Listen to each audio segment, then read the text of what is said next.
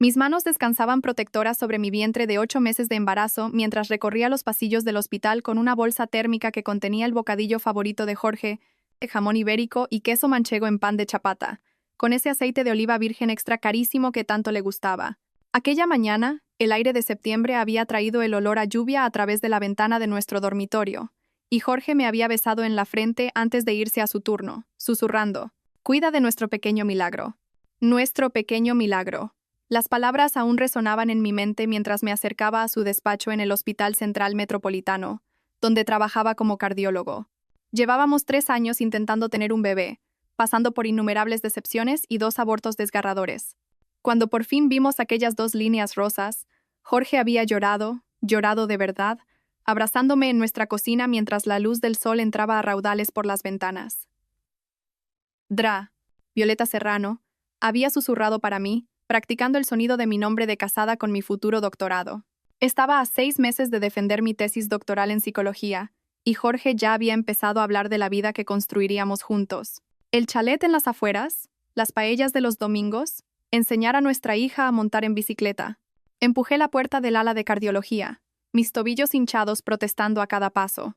El turno de tarde estaba en pleno apogeo, con enfermeras yendo y viniendo entre las habitaciones y el pitido constante de los monitores. El despacho de Jorge estaba al final del pasillo, y pude ver la placa con su nombre brillando bajo las luces fluorescentes. Dr. Jorge Luis Serrano, Cardiología. Mi corazón se hinchó de orgullo. Nos habíamos conocido durante mis años de universidad, cuando yo era voluntaria en el hospital. Él ya era médico residente entonces, seguro de sí mismo y encantador, con unos ojos oscuros que parecían ver directamente a través de mi alma. «Vas a cambiar el mundo, Violeta», me dijo en nuestra tercera cita, apartándome un mechón de pelo de la cara. «Y quiero estar a tu lado cuando lo hagas». Llamé suavemente a su puerta, esperando oír su cálida voz diciendo: «Adelante». En su lugar, hubo silencio, y luego un extraño sonido de forcejeo. Quizás estaba con un paciente. Miré mi reloj, las 14:15. Su agenda indicaba que debería estar libre a esa hora. Giré el pomo y entré. La bolsa térmica se me escurrió de las manos y cayó al suelo con un golpe sordo. Jorge estaba allí, presionado contra su escritorio, con la bata blanca abierta y las manos enredadas en el pelo cobrizo de una mujer cuyo rostro reconocí de inmediato. Estela Ramos, la nueva supervisora de enfermería que había empezado hacía unos meses. La mujer que siempre parecía encontrar excusas para detenerse en nuestra mesa cuando Jorge y yo comíamos en la cafetería del hospital. La mujer que había elogiado el brillo de mi embarazo mientras sus ojos permanecían fríos como el invierno. Se estaban besando con un hambre desesperada, sus piernas envueltas alrededor de la cintura de él, con informes médicos esparcidos bajo ellos. Las manos de él recorrían su cuerpo con una familiaridad que hablaba de innumerables encuentros previos. Esto no era un momento de debilidad, era una rutina practicada. El tiempo pareció detenerse. Observé las manos de mi marido, las mismas que habían acariciado mi vientre embarazado esa misma mañana, explorando el cuerpo de otra mujer con una pericia apasionada. Vi los dedos de Estela desabrochando su cinturón con una necesidad urgente. Vi cómo mi mundo entero se desmoronaba en el espacio de 30 segundos. Un sonido escapó de mi garganta, mitad jadeo, mitad sollozo, crudo y roto. Se separaron de un salto como adolescentes culpables. El rostro de Jorge se puso blanco y luego se sonrojó intensamente. Estela se alisó el uniforme, pero tenía el pintalabios corrido, el pelo despeinado y los ojos brillantes de una satisfacción maliciosa. «Violeta», empezó Jorge, con la voz quebrada. «No». La palabra salió como un susurro. Intenté dar un paso atrás, pero sentía las piernas como si fueran de gelatina. «No te atrevas a decir mi nombre». Estela se rió. Se rió de verdad mientras saltaba del escritorio y se arreglaba la falda. Vaya, qué situación más incómoda. Su voz era ligera, divertida, como si la hubieran pillado comiendo galletas antes de cenar en lugar de destruyendo mi matrimonio. Jorge le lanzó una mirada de advertencia, pero ella lo ignoró, con la mirada fija en mí con una intensidad depredadora. «¿Sabes, Violeta? Llevo esperando este momento mucho tiempo. Es agotador fingir ser amable contigo en los eventos del hospital». «Estela», dijo Jorge, pero a su voz le faltaba convicción. «¿Parar el qué, cariño?» Se acercó a él, su mano recorriendo su pecho con una familiaridad posesiva. «¿Dejar de decirle la verdad a tu mujer? ¿Que no la quieres desde hace años? ¿Que solo te quedaste porque te daba pena después de los abortos?» Cada palabra era un cuchillo deslizándose entre mis costillas. Eso no es verdad, logré decir, pero mi voz sonaba extraña a mis propios oídos. El silencio de Jorge fue ensordecedor. Oh, cielo, continuó Estela, su tono goteando una falsa simpatía. ¿De verdad pensabas que un hombre como Jorge se conformaría con alguien como tú? Mírate hinchada, moviéndote con torpeza como una vaca. ¿Cuándo fue la última vez que te viste los pies? Jorge, dije, con la voz rota. Dile que pare. Dile que está mintiendo. Me miró entonces, y lo que vi en sus ojos fue peor que el odio. Fue lástima. Violeta, tenemos que hablar, pero no aquí. No así. ¿No así? Sentí algo salvaje y desesperado arañando mi pecho. ¿Cómo que no así, Jorge? ¿No como encontrar a mi marido metiéndole la lengua hasta la garganta a otra mujer en su despacho? ¿No como descubrir que mi matrimonio es una mentira mientras estoy de 8 meses embarazada de tu hijo? Nuestro hijo corrigió en voz baja. La risa de Estela fue aguda como un cristal al romperse. ¿Lo es, Jorge? ¿No me contaste lo de esos viajes de negocios que hacía durante sus días fértiles? ¿Todos esos congresos de psicología? La insinuación me golpeó con fuerza. ¿Cómo te atreves? Susurré, mis manos protegiendo instintivamente mi vientre. ¿Cómo os atrevéis a cuestionarlo? Oh, por favor, interrumpió Estela, dando un paso hacia mí. El numerito de la esposa afligida ya cansa. Jorge y yo llevamos juntos 8 meses. 8 meses, Violeta. Haz las cuentas. 8 meses. La misma edad de mi embarazo. Habían comenzado su aventura justo después de que me quedara embarazada. Justo después de que Jorge llorara de alegría en nuestra cocina. Algo dentro de mí se rompió. Aléjate de mi marido, dije, mi voz ganando fuerza. ¿Tu marido? Los ojos de Estela brillaron con malicia. Cielo. Hace mucho tiempo que no es tu marido en ningún sentido importante. Créeme, yo lo sabría. Se acercó más y pude oler su perfume, algo caro y empalagoso. El mismo aroma que había notado en la ropa de Jorge durante meses, pero que había descartado como olores del hospital. De hecho, continuó Estela, su voz bajando a un susurro destinado solo para mí, estaba conmigo la noche que tuviste el falso parto el mes pasado. ¿Recuerdas que dijo que estaba atrapado en una cirugía? Estaba atrapado, sí, atrapado entre mis. Basta, dije, levantando la mano. Ya basta. Pero no se detuvo. Sonrió, una expresión fría y calculada que transformó sus bonitos rasgos en algo feo y cruel. ¿Quieres saber lo que dice de ti, Violeta? ¿Cómo se queja de tu dependencia? ¿De tu llanto constante por cualquier cosita? ¿De cómo desearía no haberse casado nunca contigo? Estela, suficiente, dijo Jorge, pero aún no se había movido hacia mí. Permanecía allí como un espectador de su propia vida, viendo cómo su amante evisceraba verbalmente a su esposa embarazada. No, Jorge. Ella merece saber la verdad. La voz de Estela se elevó, volviéndose estridente. Merece saber que has estado planeando dejarla después de que nazca el bebé, que ya hemos mirado pisos juntos, que le has estado mintiendo a la cara cada día mientras ella se pasea jugando a la casita feliz. La habitación empezó a dar vueltas. Me agarré al marco de la puerta para estabilizarme, pero de repente Estela estaba allí, bloqueándome el paso. ¿A dónde vas, Violeta? ¿Huyendo? ¿Es lo que haces, verdad? Huir de las conversaciones difíciles. No me extraña que Jorge necesitara una mujer de verdad. Apártate de mi voz apenas contenida. Oblígame. Las palabras quedaron suspendidas en el aire como un desafío. Miré más allá de ella hacia Jorge, suplicándole en silencio que interviniera, que me defendiera, que mostrara algún vestigio del hombre que una vez prometió amarme y protegerme. Pero él se quedó allí, con las manos metidas en los bolsillos, la mirada fija en el suelo.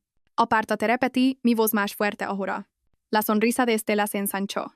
¿O qué? ¿Llamarás a tu tío? ¿Correrás llorando al director Santos a contarle lo malos que son los otros niños contigo? La sangre se me heló. Mi tío Elías me había conseguido el puesto de voluntaria que me llevó a conocer a Jorge. Me había llevado al altar en nuestra boda cuando mi padre no pudo estar allí, pero nunca había usado su posición para obtener un trato especial. Ni siquiera había mencionado nuestra relación a la mayoría de la gente. Así es, continuó Estela, viendo la sorpresa en mi rostro. Sabemos todo sobre tus pequeños contactos familiares. Es increíble lo que se puede revelar en la intimidad, ¿verdad, Jorge? Jorge finalmente habló. Estela, te estás pasando. ¿Yo? Se giró para enfrentarlo, su pelo moviéndose dramáticamente. ¿Me estoy pasando o por fin estoy siendo sincera? Esta mujer ha estado viviendo en una fantasía durante 2 años. Alguien tiene que despertarla, Jorge. Se volvió hacia mí, su cara a centímetros de la mía. Tu marido no te quiere. Tu matrimonio se ha acabado. Y francamente, mirándote ahora, no puedo culparlo por querer algo mejor. Fue entonces cuando cometí mi error. Intenté pasar a su lado.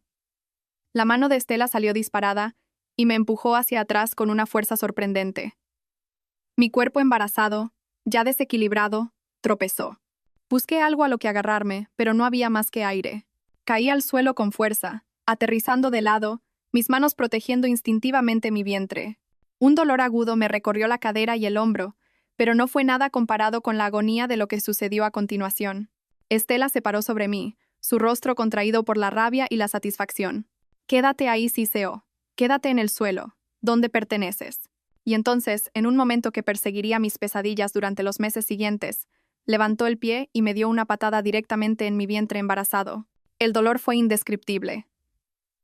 No solo físico, aunque eso fue atroz, sino emocional, espiritual, una violación tan completa que pareció desgarrar algo fundamental dentro de mí. Me acurruqué alrededor de mi hija Nonata, jadeando mientras Estela levantaba el pie de nuevo. «Basta». La voz que cortó el aire no fue la de Jorge. Era más profunda, más autoritaria. ¿Qué demonios está pasando aquí? Mi tío Elías estaba en la puerta, su rostro una máscara de furia absoluta. Detrás de él había dos enfermeras que claramente habían oído el alboroto.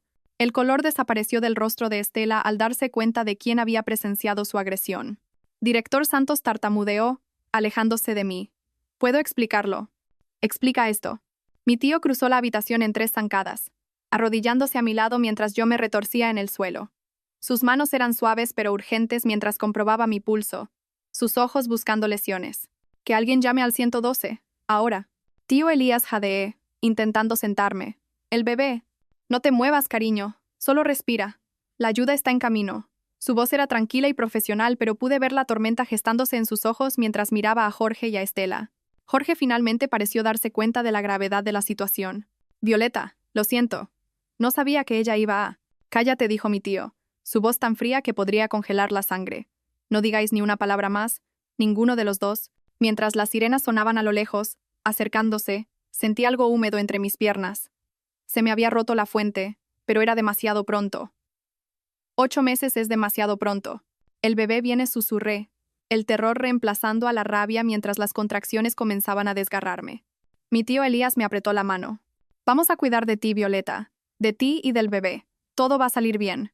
Pero incluso mientras decía las palabras, pude ver la preocupación en sus ojos. Y en ese momento, mientras los sanitarios irrumpían por la puerta y comenzaban a atenderme, con Jorge paralizado contra la pared y Estela acobardada en un rincón, le hice una promesa silenciosa a mi hija Nonata. Esto no había terminado. Ni de lejos. No tenían ni idea de con quién se habían metido. La sección del canal de YouTube. Antes de continuar, por favor, escribe en los comentarios desde qué país estás viendo este video. Nos encanta saber desde dónde nos sintoniza nuestra familia global. Y si es la primera vez que estás en este canal, por favor, suscríbete. Tu apoyo nos ayuda a traer aún más épicas historias de venganza de la vida. Disfruta de la escucha. La sala de partos del Hospital Central Metropolitano había visto miles de nacimientos, pero ninguno como este. Mientras mi hija luchaba por llegar al mundo con 8 semanas de antelación, pesando apenas 8 kilos, sentí que algo más nacía junto a ella. Una furia fría y calculadora que se instaló en mis huesos como la escarcha de invierno. Le puse Alba, por mi abuela, una mujer que sobrevivió a la guerra civil y la posguerra a base de pura determinación. Se la llevaron a la UCI neonatal antes de que pudiera sostenerla adecuadamente. Pero en el breve instante en que nuestras miradas se encontraron, vi algo feroz en ella, algo inquebrantable. Era una luchadora, como las mujeres de nuestra familia. «Va a estar bien», me aseguró Ladra Belmonte mientras se preparaban para llevarla a cuidados intensivos. «Es pequeña pero fuerte. Sus pulmones están lo suficientemente desarrollados y todas sus constantes vitales son estables». Mi tío Elías me apretó la mano mientras me llevaban a la sala de recuperación. Su pelo plateado estaba revuelto, su traje habitualmente impecable arrugado, pero su agarre era firme y cálido. «He estado en contacto con nuestro departamento legal», dijo en voz baja, «y he suspendido tanto a Jorge como a la señorita Ramos a la espera de una investigación completa». Suspendidos. La medicación hacía que mi voz sonara lejana. «Violeta.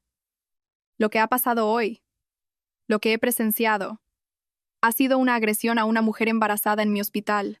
Tenía la mandíbula apretada de una manera que recordaba de la infancia, cuando se enfrentaba a los matones que se metían conmigo en las reuniones familiares.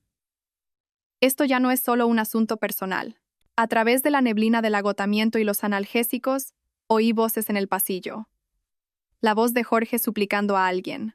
Luego la de Estela. Más aguda, a la defensiva. Mi tío se levantó y se dirigió a la puerta, sus movimientos deliberados y controlados. Si alguno de los dos se acerca a menos de 20 metros de mi sobrina o de su hija, haré que la seguridad del hospital os eche permanentemente, dijo, su voz resonando claramente por el pasillo. Considerad esta vuestra única advertencia. Elías, por favor. La voz de Jorge se quebró. Necesito verla. Necesito explicarme. Lo que necesita es buscarse un abogado, doctor Serrano. Los dos. Los pasos se alejaron y mi tío volvió a mi lado. Se han ido y no volverán. Cerré los ojos, pero el sueño no llegaba. Cada vez que me quedaba dormida, veía la cara de Estela contraída por la malicia mientras su pie impactaba contra mi vientre. Oía el silencio de Jorge cuando le rogué que me defendiera. Sentía el momento en que mi matrimonio de cuento de hadas se reveló como una construcción de mentiras y traición. Mi móvil vibró en la mesita de noche. Un mensaje de mi hermana Gina. Estoy de camino, el vuelo aterriza en 3 horas. No tomes ninguna decisión hasta que llegue. Mi hermana mayor, feroz y brillante, que me había advertido sobre casarme demasiado joven, que nunca se había fiado del todo del encanto de Jorge.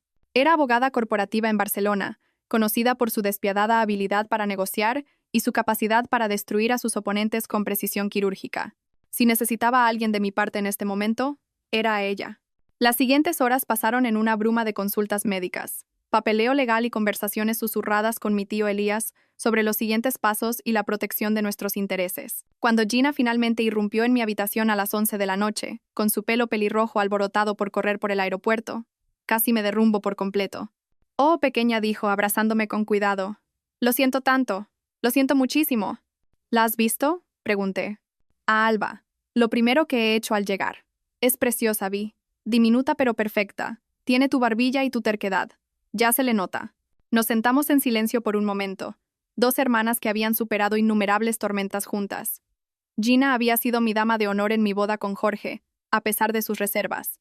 Me había cogido la mano durante los 2 abortos, volando desde Barcelona en un abrir y cerrar de ojos. Y ahora estaba aquí de nuevo, en mi hora más oscura. Cuéntamelo todo, dijo finalmente, y no te dejes nada. Así que lo hice. Cada detalle humillante, cada palabra cruel, cada momento de la traición de Jorge y la violencia de Estela. Gina escuchó sin interrumpir, sus ojos verdes endureciéndose con cada revelación. Cuando terminé, se quedó en silencio un largo rato. Luego dijo, «No tienen ni idea de lo que han hecho, ¿verdad? ¿Qué quieres decir?» La sonrisa de Gina era afilada como una cuchilla. «Cariño, te han agredido delante de testigos en el hospital del tío Elías mientras estabas embarazada. ¿Entiendes lo que eso significa legalmente?» Negué con la cabeza, demasiado agotada para pensar con claridad. Significa que vamos a destruirlos, profesional, financiera y personalmente. Para cuando terminemos, Estela Ramos deseará no haber oído nunca tu nombre. Y Jorge se dará cuenta de que traicionar a una mujer como tú fue el mayor error de su patética vida. Gina, yo solo quiero. ¿Quieres qué? ¿Perdonarlos? ¿Arreglarlo por el bien de la niña? Se inclinó hacia adelante, su voz intensa. Vi, escúchame. Hay puentes que no se pueden reconstruir. Hay traiciones que no se pueden perdonar. Y hay gente que merece afrontar las consecuencias de sus actos. Sacó su teléfono y buscó en sus contactos. Voy a llamar a Melinda Flores. Es la mejor abogada de divorcios de Madrid y me debe un favor. Nos aseguraremos de que tú y Alba estéis protegidas y cubiertas. No sé si estoy preparada para eso. No tienes que estarlo. Para eso está la familia. Gina me apretó la mano. Tú céntrate en recuperarte y en cuidar de esa niña preciosa.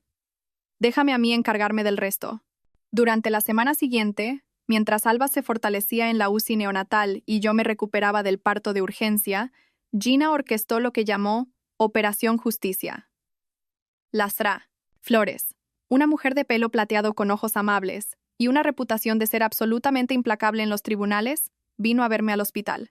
He revisado el informe policial inicial, dijo, sentándose en la silla de visitas con su maletín. La señorita Ramos ha sido acusada de agresión con lesiones. Dado que usted estaba embarazada en ese momento, los cargos conllevan penas agravadas. Y Jorge, la situación de su marido es más compleja. No fue él quien la agredió físicamente, pero ciertamente no es inocente. Reclamaremos por adulterio, abandono y daños morales en el proceso de divorcio. Lasra. Flores abrió su maletín y sacó una carpeta gruesa. Necesito que entienda algo, Sra. López. Este caso va a atraer la atención. Agresión en un hospital, parto prematuro, adulterio. A los medios de comunicación les interesará.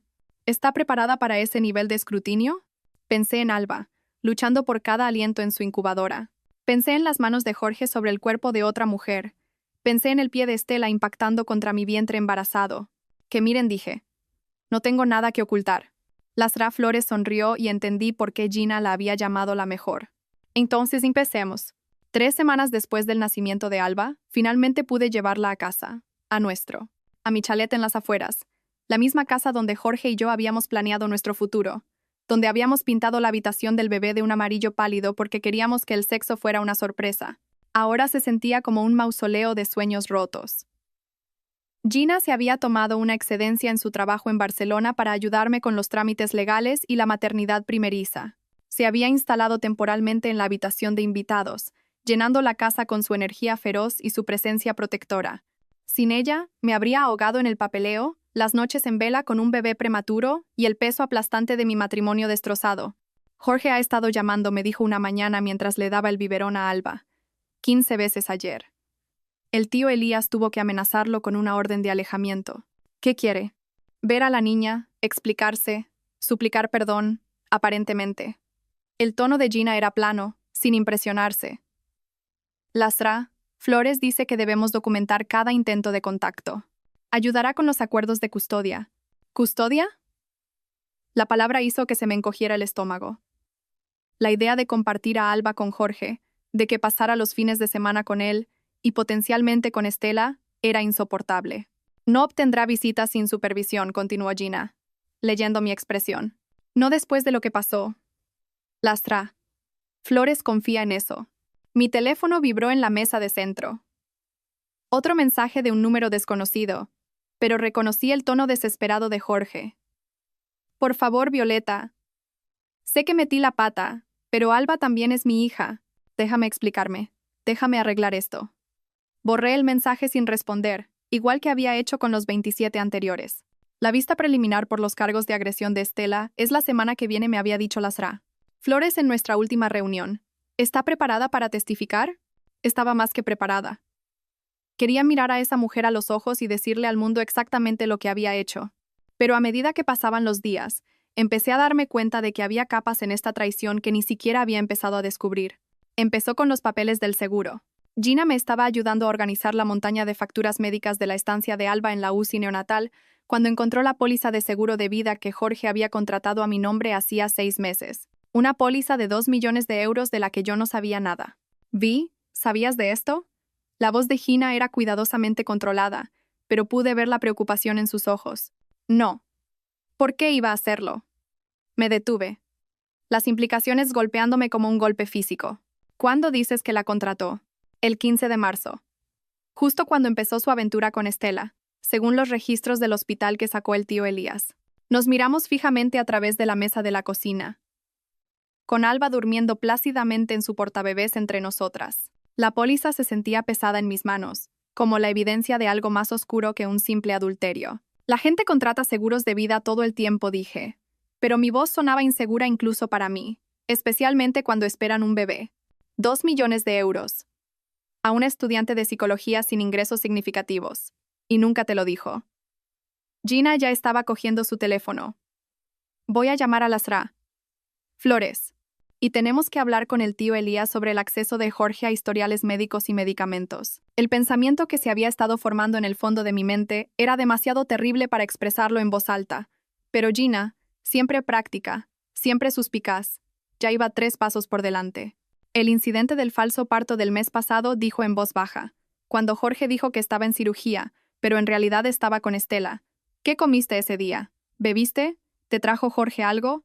Mis manos empezaron a temblar al recordar. Me preparó un té. Dijo que ayudaría con las contracciones de Braxton Hicks, una mezcla de hierbas que había conseguido en la farmacia del hospital. Y tuviste un falso parto 1 hora después. Nos miramos, ambas con miedo de decir lo que estábamos pensando, pero las piezas encajaban con una claridad espantosa. Es médico, dijo Gina lentamente. Tiene acceso a medicamentos que podrían inducir contracciones. Medicamentos que serían difíciles de detectar en un análisis de sangre rutinario. Pero, ¿por qué? ¿Por qué querría que tuviera un parto prematuro?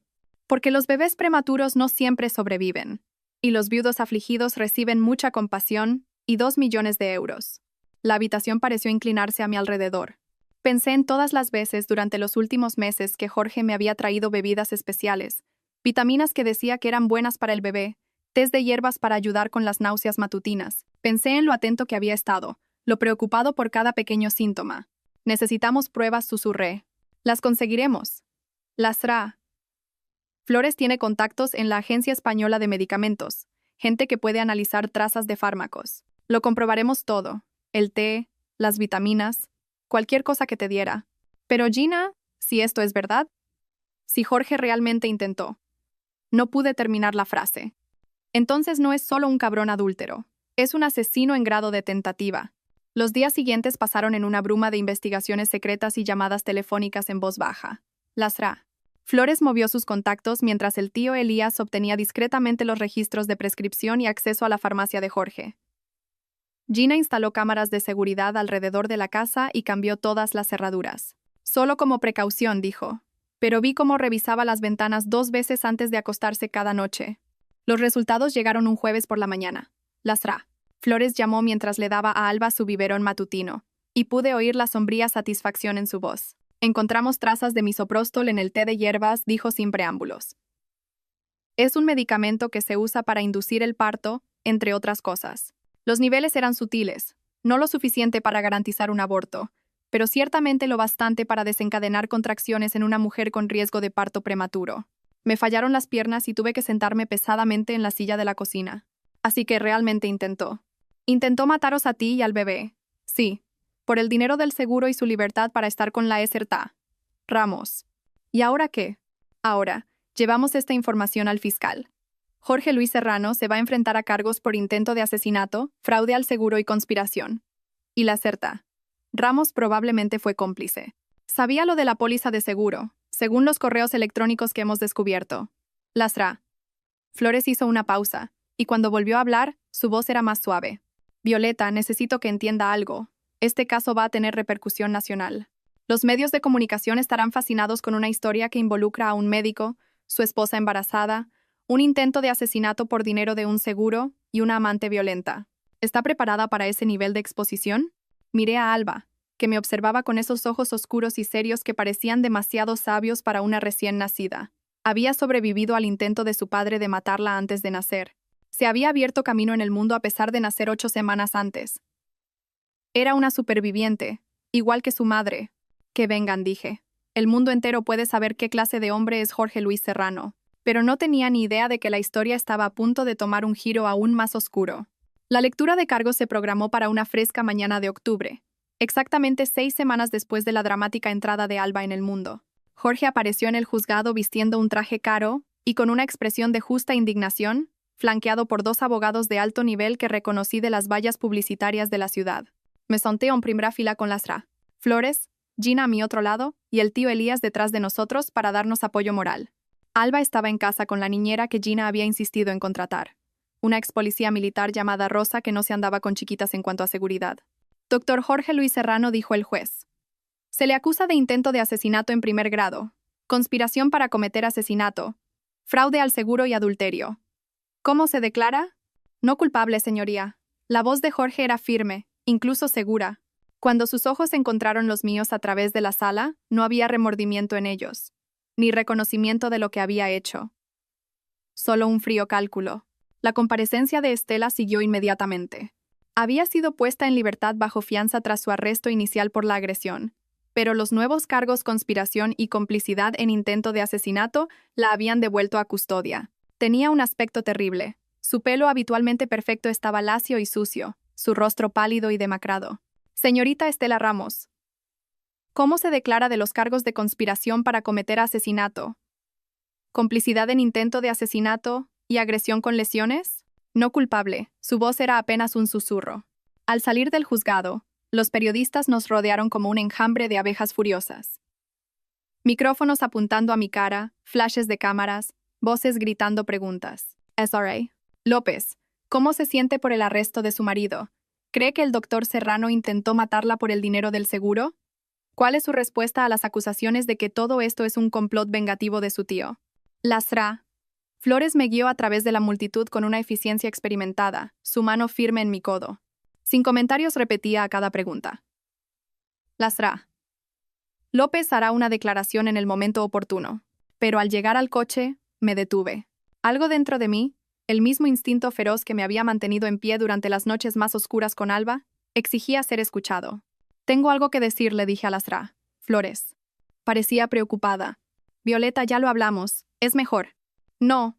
Me giré para enfrentar a la multitud de reporteros, con la espalda recta y la voz clara. Jorge Luis Serrano intentó asesinarnos a mí y a nuestra hija Nonata por el dinero de un seguro para poder empezar una nueva vida con su amante. Cuando su plan falló, Estela Ramos me agredió físicamente en un intento de completar lo que los fármacos no lograron. La multitud se quedó en silencio, las cámaras haciendo clic furiosamente. Mi hija sobrevivió porque es una luchadora. Yo sobreviví porque tengo una familia que me quiere y me protege. Y ahora Jorge y Estela van a afrontar las consecuencias de sus actos en un tribunal de justicia, donde la verdad será revelada para que todos la vean. Hice una pausa, mirando directamente a la cámara más cercana. A cualquier mujer que haya sido traicionada, que se haya sentido inútil o prescindible, eres más fuerte de lo que crees y mereces justicia. El viaje a casa fue silencioso. Gina me apretaba la mano en el asiento trasero mientras Lasra. Flores atendía llamadas de periodistas y colegas legales. Cuando entramos en el camino de entrada, Rosa nos recibió en la puerta con Alba en brazos. Todo tranquilo por aquí, informó con su tono profesional y conciso. Aunque ha habido varios intentos de entregar flores y regalos, lo he documentado todo y lo he guardado en el garaje para su revisión de seguridad. Esa noche, mientras le daba el biberón a Alba y veía las noticias sobre la lectura de cargos, sonó mi teléfono. El identificador de llamadas mostraba un número que no reconocí, pero algo me hizo contestar. Hola, ¿es usted Violeta López? La voz era de mujer nerviosa, con un ligero acento del sur. ¿Sí? ¿Quién es? Mi nombre es Sara Chen. Trabajaba en el Hospital Central Metropolitano. Vi las noticias sobre su marido. Y creo que tengo información que necesita escuchar. Mi pulso se aceleró. ¿Qué tipo de información? Sobre Estela Ramos y sobre lo que realmente le pasó a Ladra. Belmonte. Ladra. Belmonte, la médico que había atendido mi parto, que había sido tan amable y competente durante esas aterradoras horas en la sala de partos de urgencias. Me había enterado por el tío Elías que había dejado el hospital de repente para aceptar un puesto en otra comunidad autónoma. ¿Podemos vernos en algún sitio?, preguntó Sara. En un lugar privado. Tengo miedo de hablar de esto por teléfono. Quedamos en vernos a la mañana siguiente en una cafetería al otro lado de la ciudad. Llevé a Gina conmigo como respaldo, dejando a Alba con Rosa y con instrucciones estrictas de llamar si algo parecía fuera de lugar. Sara Chen resultó ser una mujer menuda de unos 30 años, con ojos preocupados y manos nerviosas que temblaban al levantar su taza de café. Había sido técnico de quirófano en el Hospital Central Metropolitano durante 5 años antes de renunciar abruptamente, hacía 3 semanas. Tengo que contárselo a alguien, dijo sin preámbulos. No puedo dormir sabiendo lo que sé y no haciendo nada al respecto. ¿Qué sabe de Estela?, pregunté suavemente. Ya ha hecho esto antes. La voz de Sara era apenas un susurro. No exactamente lo mismo, pero atacar a mujeres, romper relaciones, manipular situaciones para su propio beneficio. Metió la mano en su bolso y sacó una carpeta de cartón. Hubo otra mujer, Ladra. Belmonte. Estaba casada. Tenía 2 hijos pequeños. Estela fue a por su marido. Era un representante farmacéutico que visitaba el hospital con regularidad. La sangre se me heló. ¿Qué pasó? Estela lo sedujo, igual que hizo con su marido. Pero cuando Ladra, Belmonte se enteró y los confrontó, Estela afirmó que Ladra. Belmonte había estado robando medicamentos de la farmacia. Puso pruebas, manipuló registros, hizo que pareciera que Ladra. Belmonte vendía fármacos para alimentar una adicción al juego. Gina se inclinó hacia adelante, sus instintos de abogada activados. ¿Tiene pruebas de esto? Sara asintió, deslizando la carpeta sobre la mesa. Yo estaba haciendo inventario esa noche cuando Estela me pidió que la ayudara con algunas discrepancias en los registros de medicamentos. No le di importancia en ese momento. No era raro que los supervisores pidieran ayuda con el papeleo. Pero me hizo firmar formularios que mostraban que faltaban medicamentos en los turnos de Ladra. Belmonte. Abrí la carpeta con manos temblorosas. Dentro había fotocopias de hojas de inventario, registros de medicamentos, y lo que parecían ser fotogramas de cámaras de vigilancia que mostraban a Estela en la farmacia fuera de horario. Ladra. Belmonte perdió su licencia médica, continuó Sara. Su marido se divorció de ella, obtuvo la custodia de los niños. Lo perdió todo, y Estela fue ascendida a supervisora de enfermería poco después. ¿Por qué no dijo nada antes?, preguntó Gina, aunque su tono era comprensivo en lugar de acusador. Tenía miedo. Estela tenía amigos en la administración, gente que la protegía, y yo necesitaba mi trabajo. Los ojos de Sara se llenaron de lágrimas. Pero cuando vi lo que le pasó a usted, S.R.A. López, cuando me di cuenta de que había atacado físicamente a una mujer embarazada, no pude seguir callada. Pensé en la Dra.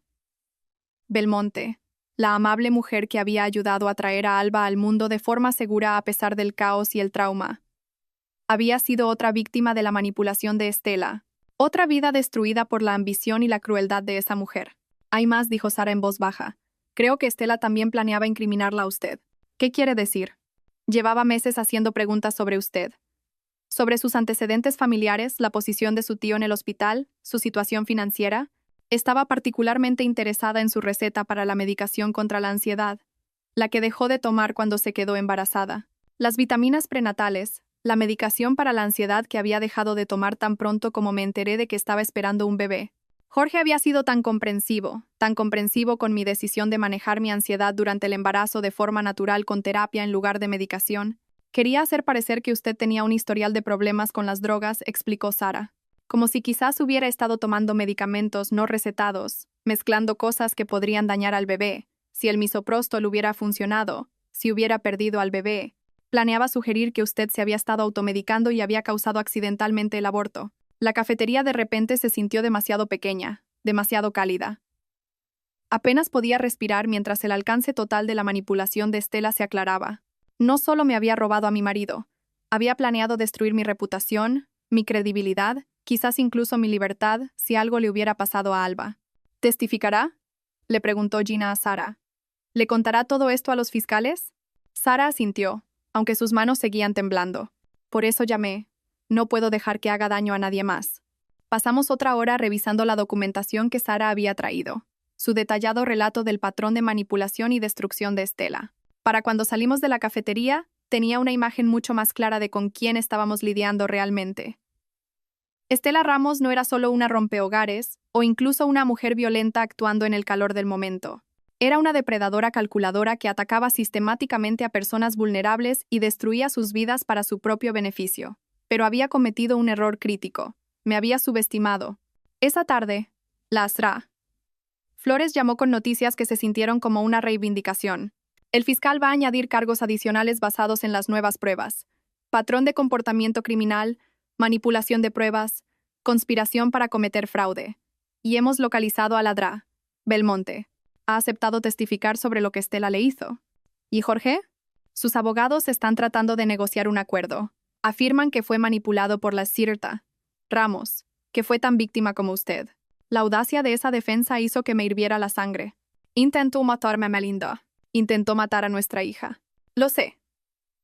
Y no vamos a aceptar ningún acuerdo que no incluya una pena de prisión significativa. Las pruebas son demasiado sólidas, el cargo es demasiado grave, pero incluso mientras planeábamos nuestra estrategia legal, no podía quitarme la sensación de que nos faltaba algo. Estela se había mostrado demasiado confiada durante su comparecencia, demasiado compuesta para alguien que se enfrenta a décadas de prisión. Los caros abogados de Jorge sugerían recursos que yo no sabía que tenía. No fue hasta que Rosa vino a mí con una expresión de preocupación y un sobre de papel manila que empecé a entender la pieza final del rompecabezas. Esto llegó por mensajero hace una hora, dijo, entregándome el sobre. Sin remitente, pero pasó todos los controles de seguridad. Dentro había una sola fotografía y una nota mecanografiada. La foto mostraba a Jorge y Estela en lo que parecía la habitación de un hotel. Pero no estaban solos. Había una tercera persona en la imagen, un hombre que reconocí de los informativos como Vicente Carrasco, un conocido asociado de familias del crimen organizado de la zona. La nota era breve. Tu marido le debe dinero a gente. Mucho dinero. La póliza de seguro no era solo para empezar una nueva vida. Era para seguir con vida. Pensé que debía saberlo. Un amigo. Me quedé mirando la fotografía, las piezas del rompecabezas encajando con una claridad aterradora. Los caros abogados de Jorge, la confianza de Estela, la naturaleza elaborada de su plan. Todo tenía sentido si habían estado trabajando con gente con experiencia en hacer desaparecer problemas permanentemente. Gina, llamé, mi voz apenas firme. Tenemos que llamar a las SRA. Flores. Ahora, ¿qué pasa? Le entregué la fotografía y la nota. Su rostro se puso blanco mientras procesaba las implicaciones. Oh, Vi, esto ya no es solo sobre adulterio y fraude al seguro. No dije, mirando a Alba, que dormía plácidamente en su portabebés. Es sobre crimen organizado, blanqueo de capitales y gente que mata por dinero. El juego acababa de cambiar por completo, pero yo ya no era la mujer ingenua y confiada que había entrado en el despacho de su marido con un bocadillo de jamón hacía 6 semanas. Ahora era una madre, con todo por lo que luchar y nada que perder. Y estaba a punto de mostrarles a Jorge, a Estela y a sus socios criminales exactamente lo que pasaba cuando amenazaban a mi familia. La revelación sobre la conexión de Jorge con Vicente Carrasco causó una conmoción en nuestro equipo legal. La SRA. Flores contactó inmediatamente con la Policía Nacional, quienes confirmaron lo que sospechábamos. Jorge había estado blanqueando dinero a través de compras de equipos médicos falsos durante los últimos 18 meses, desviando fondos de las cuentas del hospital para pagar deudas de juego a la organización de Carrasco.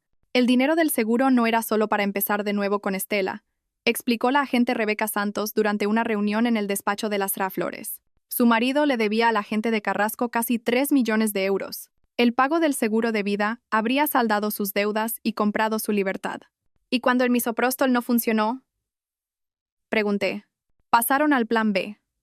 La agresión de Estela estaba destinada a terminar lo que el fármaco empezó. Si usted hubiera perdido al bebé y muerto por complicaciones, habría parecido un trágico accidente tras una disputa doméstica. La frialdad de su plan, la naturaleza calculada de su intento de asesinarnos a mí y a mi hija nonata, debería haberme destruido. En cambio, cristalizó mi determinación en algo más duro que un diamante. ¿Qué necesitáis de mí?, pregunté. La agente Santos sonrió sombríamente. Necesitamos que nos ayude a atraparlos a todos. El plan era audaz y peligroso. Llevaría un micrófono oculto y me reuniría con Jorge, ostensiblemente para discutir los acuerdos de custodia de Alba. La reunión tendría lugar en nuestra antigua casa, de la que me había mudado tras descubrir el alcance de su traición, con el pretexto de recoger más pertenencias mías. Intentará manipularla, advirtió la agente Santos. Se disculpará, afirmará que fue coaccionado, prometerá cambiar. No se crea nada de eso. Y haga lo que haga, no le haga saber que estamos al tanto de la conexión con Carrasco. ¿Y si sospecha? ¿Y si se da cuenta de que estoy trabajando con la policía? Entonces salga de inmediato. Tendremos agentes posicionados alrededor de la casa, pero su seguridad es la prioridad. Gina se oponía firmemente al plan. Es demasiado arriesgado, argumentó mientras estábamos sentadas en mi nuevo apartamento, un edificio seguro con portero y cámaras de seguridad que Rosa me había ayudado a encontrar. ¿Y si algo sale mal? ¿Y si Jorge se da cuenta de que llevas un micro? Entonces perdemos la oportunidad de obtener pruebas contra la gente de Carrasco, repliqué. Gina, intentaron matarnos a Alba y a mí. Si no los detenemos ahora, lo intentarán de nuevo. O encontrarán otras víctimas. Miré a mi hija, ahora de 3 meses y prosperando. A pesar de su comienzo prematuro, había ganado peso. Sus mejillas se habían rellenado y había empezado a sonreír.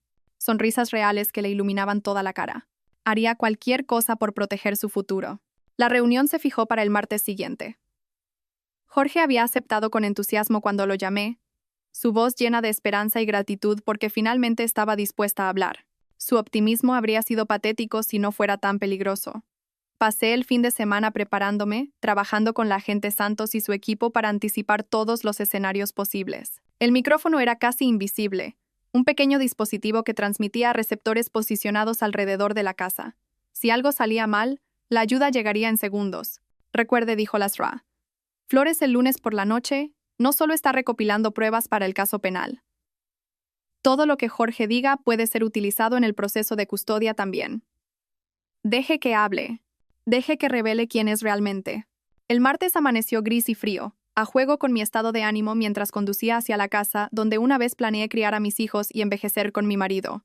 La vista familiar de la valla blanca y la fachada de ladrillo rojo me provocó una punzada en el pecho, no por lo que fue, sino por lo que creí que era real. Jorge me esperaba en la cocina y me sorprendió lo diferente que se veía. Había perdido peso. Su rostro estaba demacrado y tenía ojeras que hablaban de noches en vela, pero cuando me vio, su expresión se iluminó con una esperanza desesperada. Violeta, gracias por venir. Gracias por darme esta oportunidad. Esto no se trata de segundas oportunidades. Jorge dije, manteniendo mi voz cuidadosamente neutral. Se trata de Alba, de lo que es mejor para ella. Por supuesto. Por supuesto. Eso es lo que más importa. Señaló la mesa de la cocina, donde había puesto café y los pasteles que solían gustarme de la pastelería del centro. Por favor, siéntate. Tenemos que hablar. Permanecí de pie, mi mano apoyada en el respaldo de la silla. ¿Hablar de qué? ¿De cómo intentaste matarme por el dinero de un seguro? ¿De cómo tu amante me atacó mientras estaba embarazada? ¿De cómo te quedaste allí mirando? Su rostro se descompuso, y por un momento casi sentí pena por él. Casi. Nunca quise que nada de eso pasara, dijo, con la voz quebrada. Tienes que creerme. Me metí en un lío con gente mala y tomé decisiones terribles, pero nunca quise que te hicieran daño. Gente mala. Mantuve mi expresión cuidadosamente neutral, sin revelar que sabía lo de Carrasco. Jorge se pasó las manos por el pelo, un gesto que una vez encontré entrañable. Tenía algunos problemas con el juego, deudas.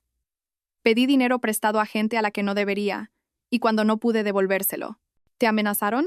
Nos amenazaron a todos. A ti, a mí, al bebé. Estaba tratando de proteger a nuestra familia, Violeta, la póliza de seguro, las otras cosas. Todo era para conseguir suficiente dinero para pagarles y desaparecer en algún lugar seguro. Las mentiras salían con tanta fluidez, con una sinceridad tan aparente, que pude ver cómo me había manipulado durante años. Pero ahora reconocía el patrón. La forma en que se posicionaba como la víctima. La forma en que hacía que su traición sonara como un sacrificio. ¿Así que decidiste asesinarme en su lugar? No, Dios no. Ese nunca fue el plan. Se acercó, sus ojos suplicantes. La medicación solo debía inducir un parto prematuro. Los bebés prematuros a veces tienen complicaciones. Las compañías de seguros no hacen tantas preguntas cuando hay problemas médicos naturales. La sangre se me heló. Lo estaba admitiendo, discutiendo casualmente su plan para matar a nuestra hija como si fuera una decisión de negocios razonable. ¿Y si yo también moría por las complicaciones? El silencio de Jorge fue respuesta suficiente. ¿Y qué hay de Estela?, pregunté. ¿Seducirla también era parte de tu plan maestro? Por primera vez, su máscara se deslizó por completo. Su rostro se endureció, y vi algo frío y calculador en sus ojos que nunca había notado antes, o que había ignorado voluntariamente. Estela fue un error, dijo rotundamente, una debilidad que no debería haberme permitido, pero se volvió útil. Tenía acceso a historiales médicos, registros de recetas. Sabía cómo manipular el sistema. Lo suficientemente útil como para ayudarte a incriminar a la DRA. ¿Belmonte? Su cabeza se levantó de golpe, la sorpresa cruzando su rostro. ¿Cómo sabes de? Sé muchas cosas, Jorge, como que has estado blanqueando dinero a través de compras de equipos falsos. Como que Vicente Carrasco es dueño de 3 millones de euros de tu alma. El color desapareció por completo de su rostro. Violeta, no lo entiendes.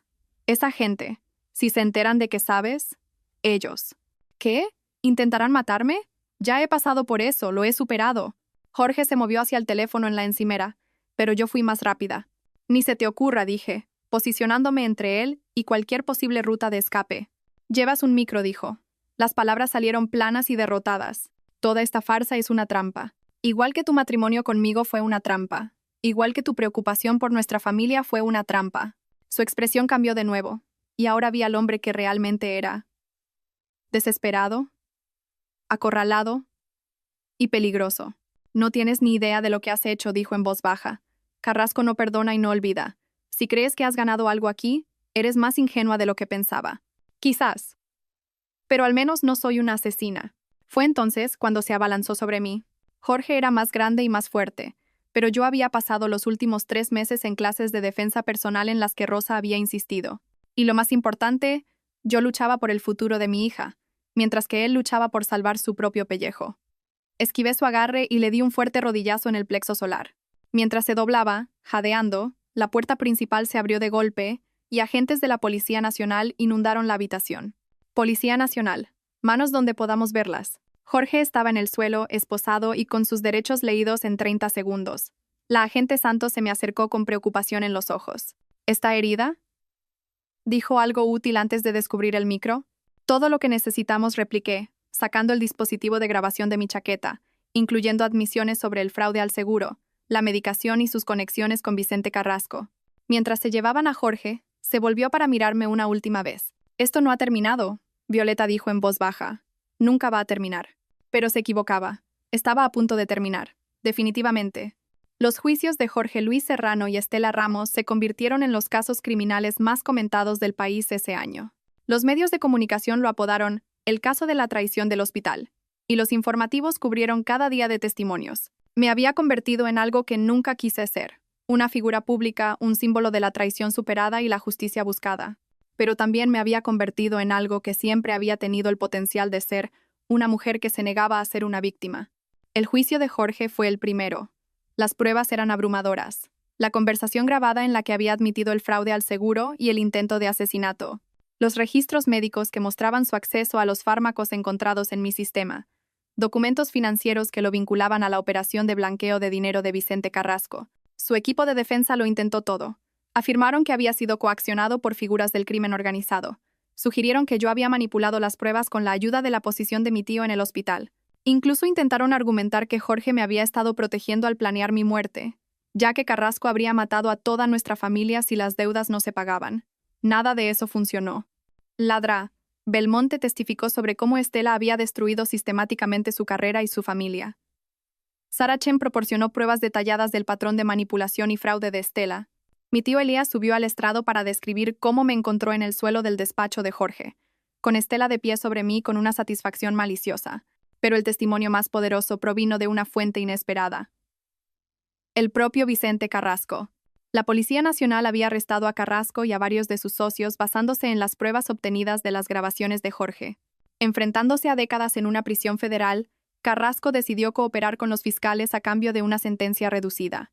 El doctor Serrano se nos acercó hace unos 18 meses, testificó Carrasco con su voz ronca, sin parecerse en nada al peligroso criminal que había imaginado. Parecía casi ordinario. Un hombre calvo de mediana edad con un traje caro. Nos debía dinero de apuestas deportivas. No paraba de prometer que podía pagar, pero nunca cumplía. Finalmente, vino a nosotros con este plan sobre el fraude al seguro. ¿Animó usted al doctor Serrano a dañar a su esposa?, preguntó el fiscal. Le dijimos que se encargara de sus asuntos como quisiera, siempre y cuando recibiéramos nuestro dinero. Si su esposa tenía que morir para que eso sucediera, era su decisión. La forma casual en que discutió mi posible asesinato provocó escalofríos en la sala, pero también selló el destino de Jorge. El jurado deliberó durante menos de 4 horas. Culpable de todos los cargos. Intento de asesinato, conspiración, fraude al seguro, blanqueo de capitales y pertenencia a organización criminal. El juez lo sentenció a 35 años de prisión, con posibilidad de revisión a los 25 años. Mientras el agente judicial se lo llevaba esposado, Jorge me miró por última vez. No había disculpa en sus ojos, ni remordimiento, solo un amargo resentimiento por el fracaso de su plan. El juicio de Estela fue más corto, pero no menos satisfactorio. Además de su agresión contra mí, se enfrentaba a cargos relacionados con la incriminación de Ladra. Belmonte y su papel en la conspiración de fraude al seguro de Jorge. Subió al estrado en su propia defensa, una decisión que sus abogados claramente lamentaron. Estela intentó presentarse como otra víctima de la manipulación de Jorge. Una mujer seducida por un médico encantador que le había prometido el mundo. Nunca quise hacer daño a nadie, dijo, secándose los ojos con un pañuelo de papel. Jorge me dijo que Violeta planeaba dejarlo, que había estado teniendo aventuras. Dijo que se iba a llevar todo en el divorcio y a desaparecer con el bebé. ¿Y por eso decidió empujarla y darle una patada en el estómago?, preguntó el fiscal con sequedad. Estaba enfadada. Pensé que iba a destruir al hombre que amaba. No estaba pensando con claridad. Estaba pensando con claridad cuando colocó pruebas para destruir la carrera de Ladra. ¿Belmonte? Esa fue idea de Jorge. Dijo que estaba robando medicamentos, que alguien tenía que denunciarla antes de que los pacientes sufrieran daños. Mentira tras mentira, excusa tras excusa, pero las pruebas eran claras, y el jurado vio a través de su actuación fácilmente. La declararon culpable de todos los cargos, y el juez la sentenció a 15 años de prisión, 10 por la agresión contra mí y Alba, y 5 por su papel en la conspiración contra Ladra. Belmonte. Cirta. Ramos, dijo el juez antes de dictar sentencia, ha mostrado un patrón de crueldad y manipulación calculadas que demuestra una completa falta de remordimiento o empatía. Atacó a una mujer embarazada con la intención de dañarla tanto a ella como a su hijo nonato.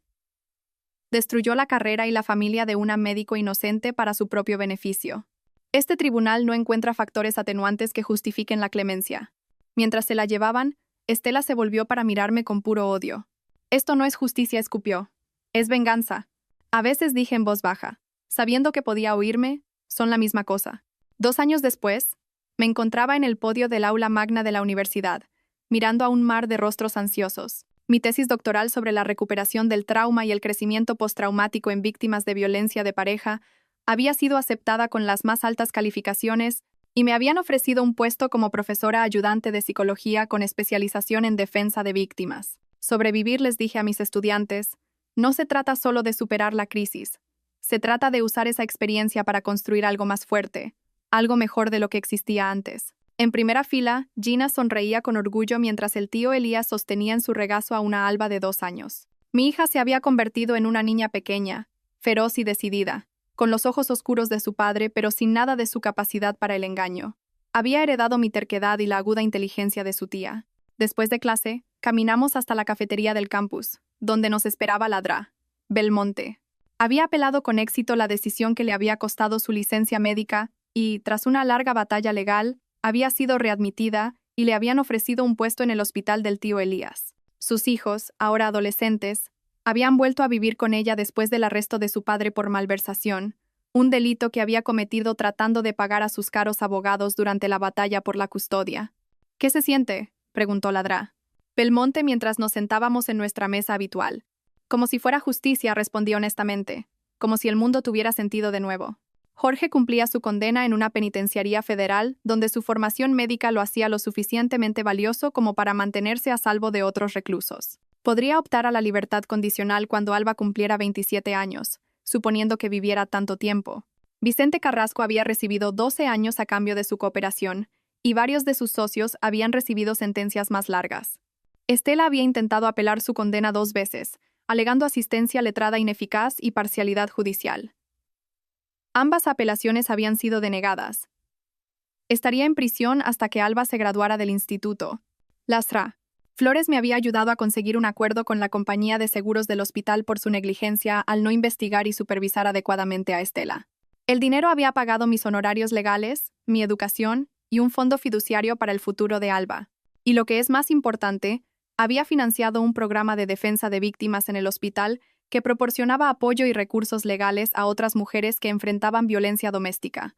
¿Alguna noticia de Jorge?, preguntó Gina, meciendo a Alba en su rodilla. Sigue escribiendo cartas, dije. La prisión las reenvía a Lastra. Flores, quien las archiva sin que yo las lea. Ya no necesito sus disculpas ni sus explicaciones. Bien, dijo el tío Elías con firmeza.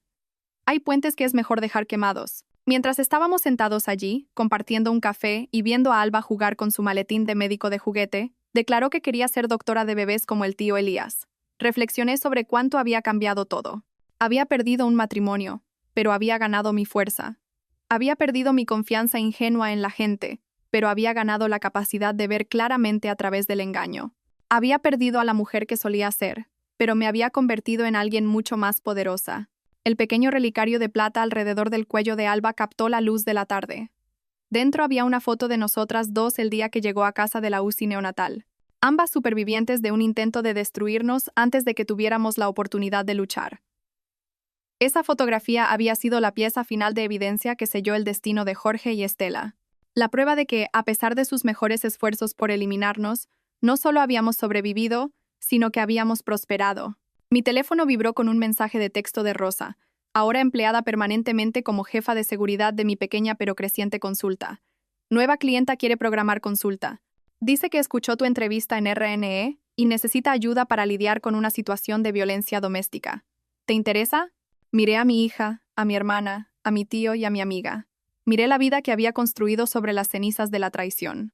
Pensé en la mujer que había llamado a Rosa, desesperada por ayuda y esperanza. Dile que la veré mañana, respondí por texto, porque esto era lo que había aprendido. La mejor venganza no es solo sobrevivir a lo que alguien intentó hacerte. La mejor venganza es usar esa supervivencia para construir algo hermoso, algo que ayude a otras personas a sobrevivir también. La mejor venganza es una vida bien vivida, con las personas que merecen tu amor y confianza. Y a veces, la mejor venganza es simplemente ser lo suficientemente fuerte como para ayudar a la siguiente víctima a convertirse en una superviviente. Mientras caminábamos por el campus bajo la luz dorada de la tarde, con Alba balbuceando felizmente sobre su estetoscopio de juguete, me di cuenta de que Jorge y Estela me habían dado algo que nunca pretendieron darme, La certeza absoluta de que era capaz de cualquier cosa. Intentaron destruirme, y en cambio me hicieron inquebrantable. Ese era un regalo que llevaría para siempre, y que usaría para ayudar a otros a encontrar su propia fuerza. La pesadilla había terminado. El resto de mi vida apenas comenzaba. Y iba a ser extraordinaria.